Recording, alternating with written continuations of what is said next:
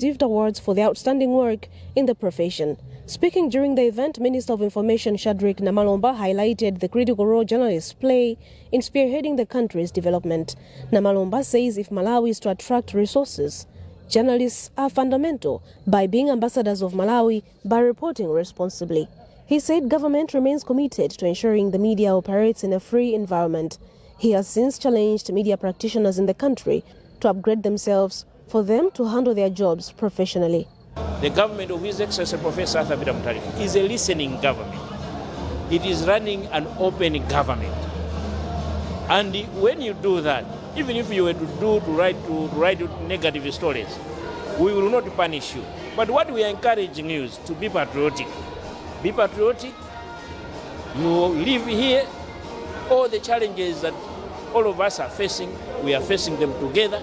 You are not spared. Be part of the solution. In her remarks, the German ambassador to Malawi, Ute Koni, has commended the growing collaboration between her government and Malawian journalists, particularly through capacity building initiatives through the Deutsche Welle Academy. In his speech, Mr. Malawi chairperson Gordon Matonga has applauded positive media relations between journalists and government. Matonga says the quality of journalism in the country has improved and diversified, citing it as a positive move. He has since commended President Professor Arthur Peter Mutharika's commitment in protecting journalists and promoting a free and independent media. The President has set a tone for good media and government relations by availing himself to private media for an interview. You may recall that in the first few weeks of his presidency, he sat down with Bland Banda then of Times for an interview, and that's something that we have been calling for a number of years. So that is good gesture. 5 journalists from Malawi Broadcasting Corporation, namely Emmanuel Twala, Jackson Sijali, Justin Mkweu, Alufisha Fisher and Blessings Cheleuka, have won awards in different categories. President Professor Arthur Peter Mutharika has supported this year's World Press Freedom Day with funds amounting to 10 million kwacha. This year's World Press Freedom Day has been held under the theme Shaping a Future at Peace, Promoting Press Freedom for Human Rights, Development and Security. Beatrice Mwape, Mbc News, Lilongwe. Meanwhile, government says it is committed to promoting press freedom and ensuring full access to information. Director of Communication at the Office of the President and Cabinet, Focus Maganga, made the remarks in Salima during a panel discussion as part of World Press Freedom Day commemoration activities. He said President Professor Arthur Peter Mutharika has reaffirmed his commitment to safeguard the rights of journalists in the country. Details in this report. The panel discussion was held as part of World Press Freedom Day commemoration activities.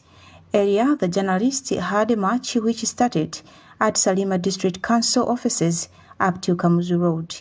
The panelists, including officials from Government Media Institute of Southern Africa Malawi Chapter and Malawi University of Business and Applied Sciences, discussed the future of the country's journalism and the role of journalists in promoting economic development. Speaking after the discussion, Director of Communication at the Office of the President and Cabinet, Focus Maganga, expressed the government's commitment to promoting full access to information among journalists in the country. Maganga says this will enable journalists to fully enjoy their rights and carry out their work effectively. His Excellency Professor Arthur Peter Mutharika has reaffirmed his commitment to safeguarding press freedom as well as just promoting the environment that journalists thrive, so journalists operate. From the government side, the most important thing is the commitment from the President. Media Institute of Southern Africa Malawi Chapter Chairperson Gordon Matonga held the leading example, which has been demonstrated by President Arthur Peter Mutharika by granting open interviews to broadcasting stations without intimidation when tackling key issues affecting the country. He said despite some challenges facing the country's journalism industry, there is notable freedom in the way journalists carry out their work. every public institution should be able to release information proactively. It's called proactive disclosure of information without necessarily being requested to release information. So in order for us to achieve both proactive disclosure and obligatory disclosure of information, we need a mindset change. We have changed the law. Since 2020, the law became operational, but now the gap that remains is the cultural question. The mindset of people, the culture of people in public office in particular, is that there is a veil of secrecy which they are used to. On 3 May every year, journalists around the world commemorate World Press Freedom Day. This year's commemoration is being held under the theme Promoting Media Diversity, Pluralism, Self-Sufficiency, Independence. Lonjison Sodoka, Mbc News, Salima.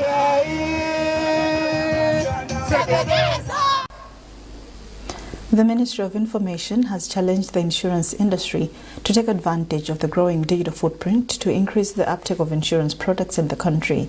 Minister of Information Shadrack Namalomba said this during a gala dinner for the Insurance Institute of Malawi held in Blantyre. Details in this report by Waupi Mwangolo. The minister's remarks come amidst concerns that insurance adoption is still low, as only 3% of the people have adopted products offered by the insurance industry. Namalomba believes the sector has the potential to grow and export its services once it places its leverage on technology. Misinformation and insurance penetration. There is a gap, actually, the gap of no knowledge.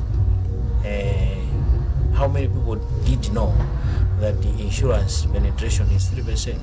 We didn't know, and many people out there don't know. How many people do know that the government is serious about connectivity, that we are connecting at least 80% of the population?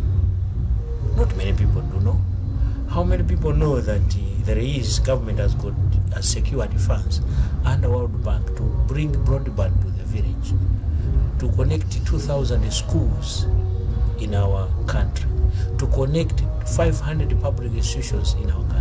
How many people do know that? Not many people. According to President of Insurance Institute of Malawi, Kondwani Kayinga, has since disclosed the plans to partner with government on civic awareness campaigns to improve the numbers of Malawians that are insuring their businesses. It has been noted that the insurance penetration has always been less than 3%.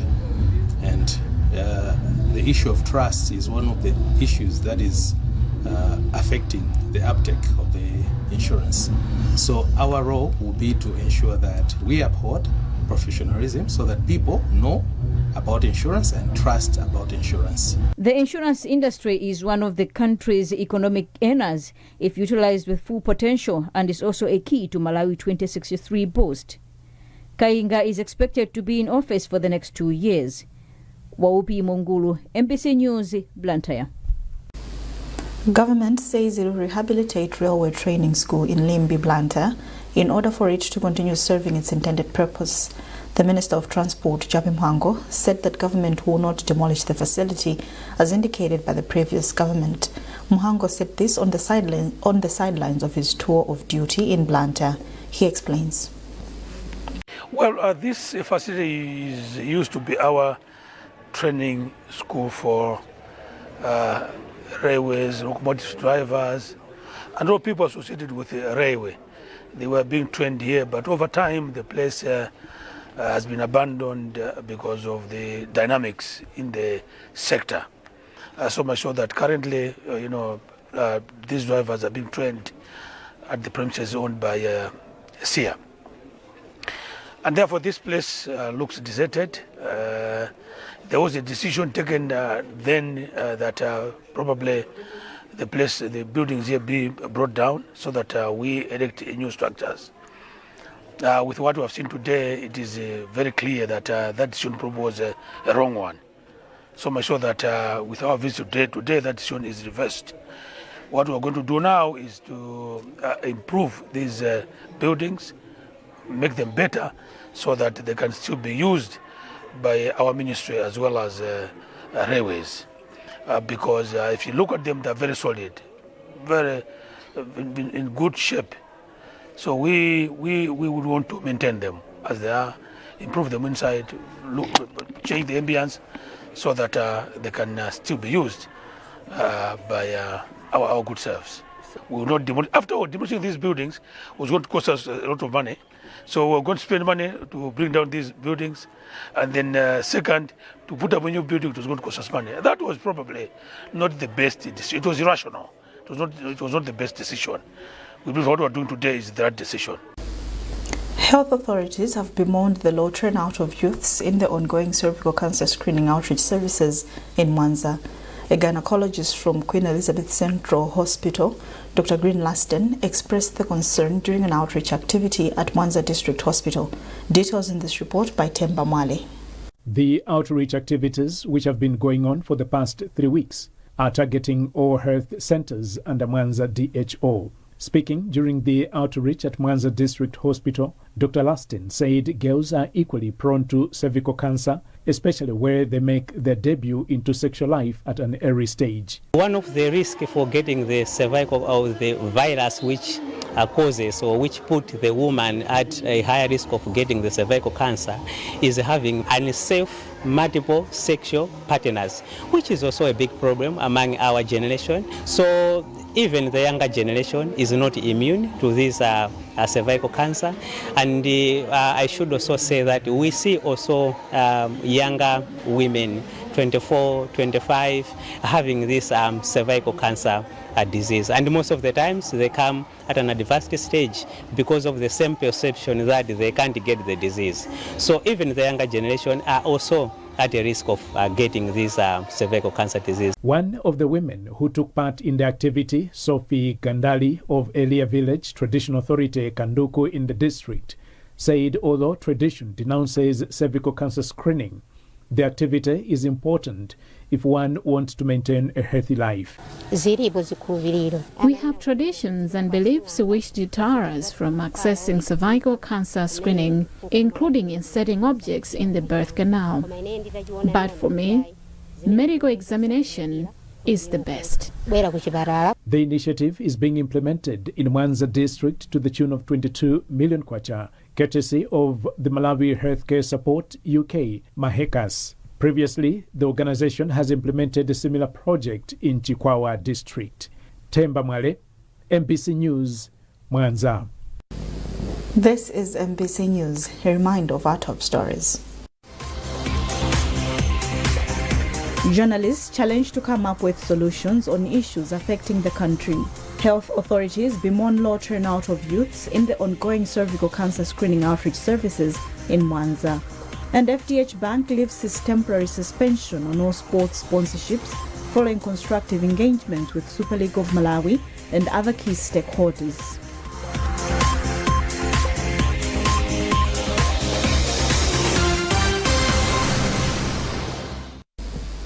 Welcome back.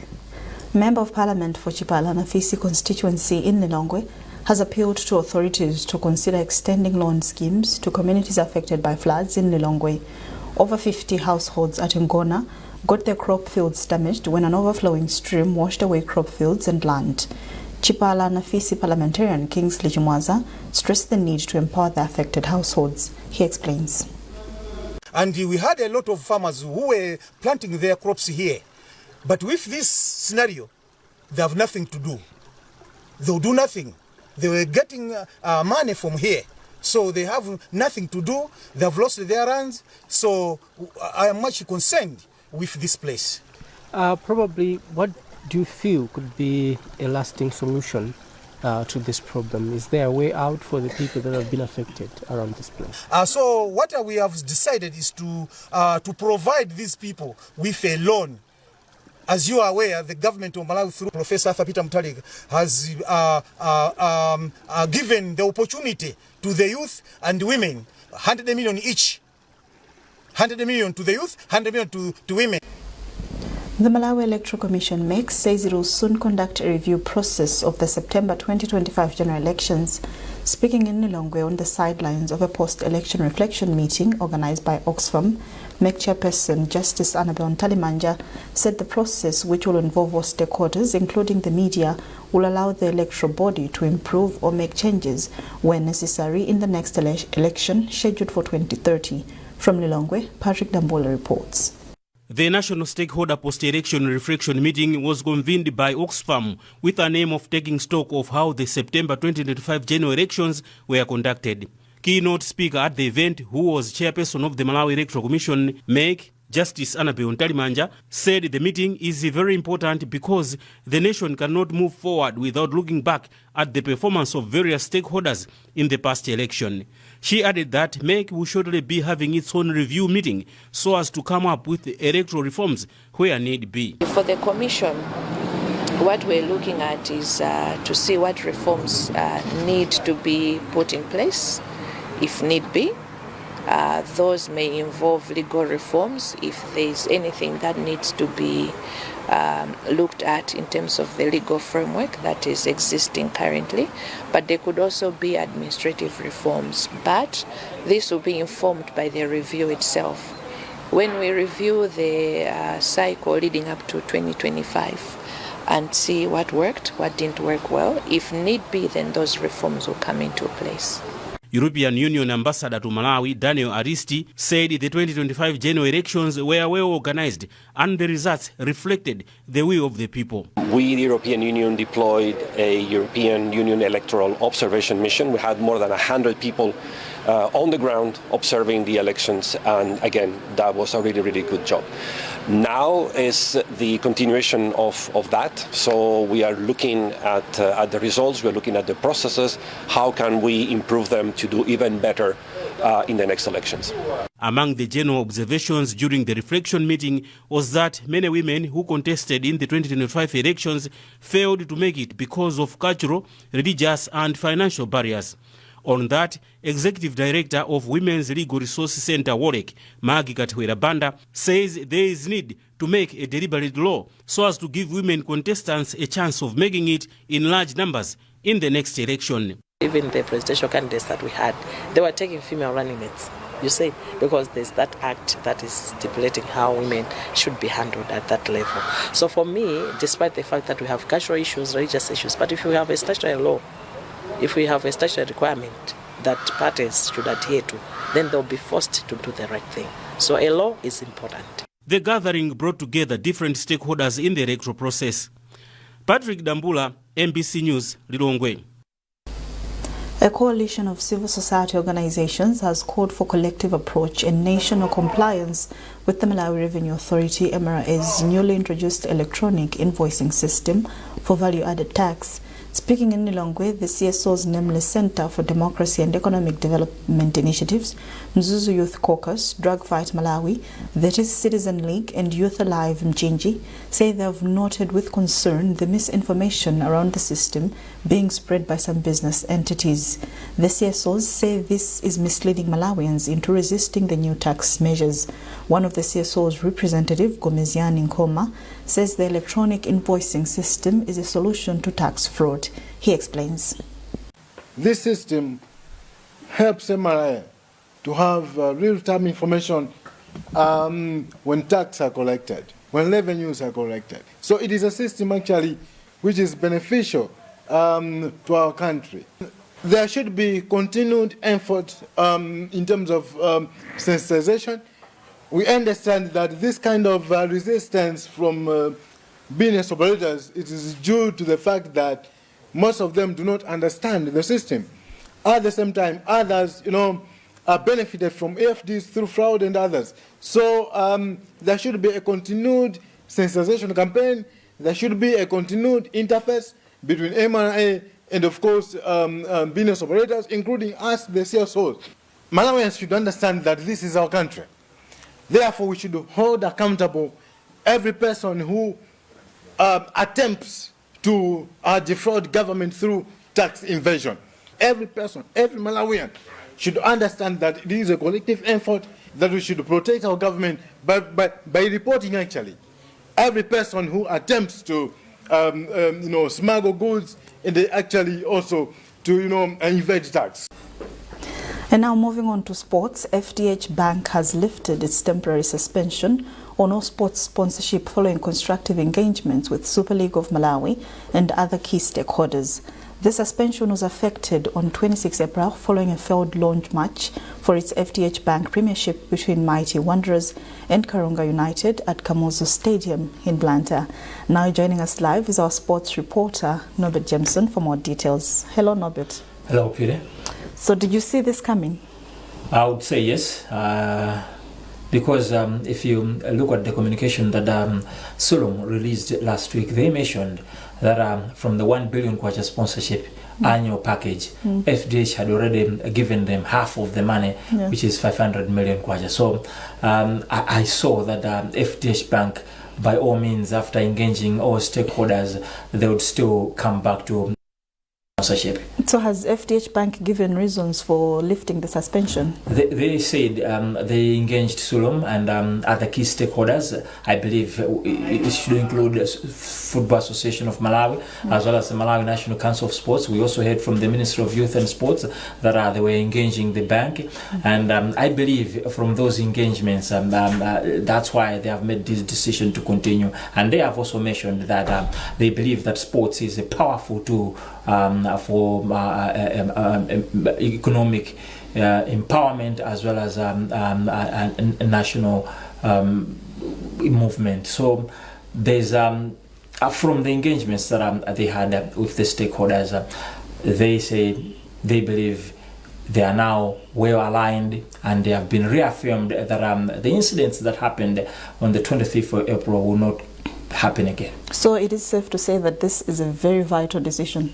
It is a very vital decision. Last week there was panic among some sports associations which were affected by the suspension. Among them the Netball Association of Malawi, as well as the Malawi School Sports Association. We heard from the NAM President Vitumbiko Kubuduza mentioning that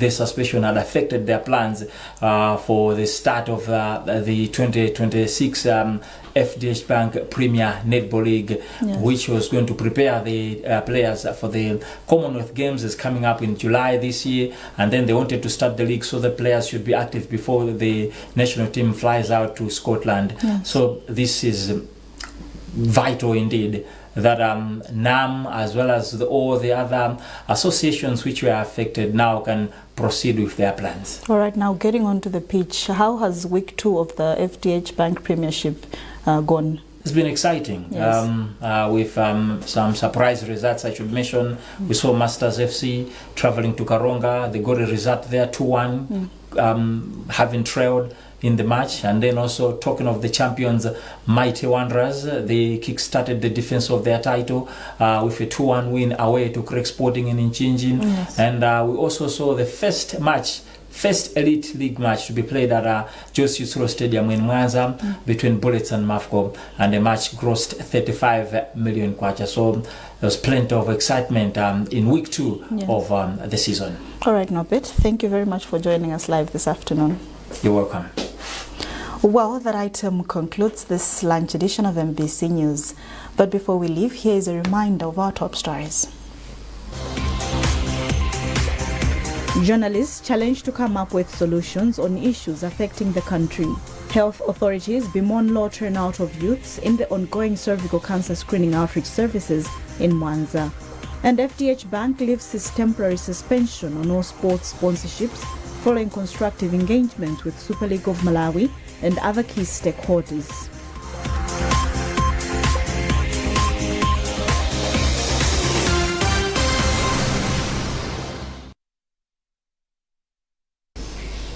For live news updates, visit our digital platforms by scanning the QR code at the top right corner of your TV screen. You are with me, Opile Kaisa. Many thanks for watching. Good afternoon.